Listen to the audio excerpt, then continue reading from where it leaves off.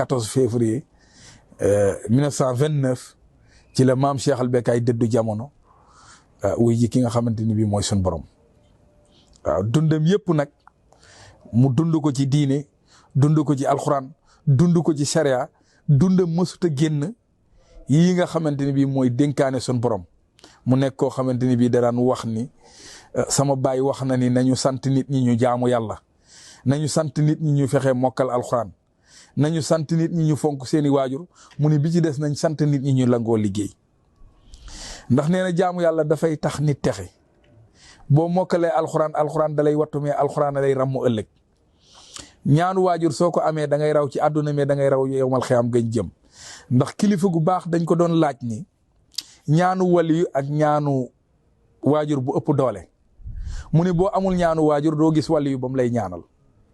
kon ndekete doom la mu war a mën a tarbiya mu mën a doon njariñam mu ngi ko war a commencé ci ay waajuram ba làq ngërëm su làqee ngërëmal waajuram pour mu làq ngërëmal yàlla dafay yomb loolu la maam Cheikh Al Becaye digle woon bi ci desit mu ni nañu sant nit ñi ñu nangoo liggéey ndax as gor su dee sonn di yaakaar dina téye ngorom as gor nag su ne bëgg na tedd te nangu la sonn amaana dina jalgati wala mu amee noo xamante ni bi du doon li yàlla gërëm. di ko jaajëfal bu baax a baax moom Ahmed Khalifa Becaye Kounta ci waxtaan yu am solo yi ñu doon waxtaanal ci ki nga xamante ne mooy Cheikh Al Becaye Kounta di taawu borom Ndiassane waaye di xalifaam wu njëkk moom moomee Cheikh Al Becaye Kounta yal na yàlla yokk leeram te daal di ñuy taas ci barkeem.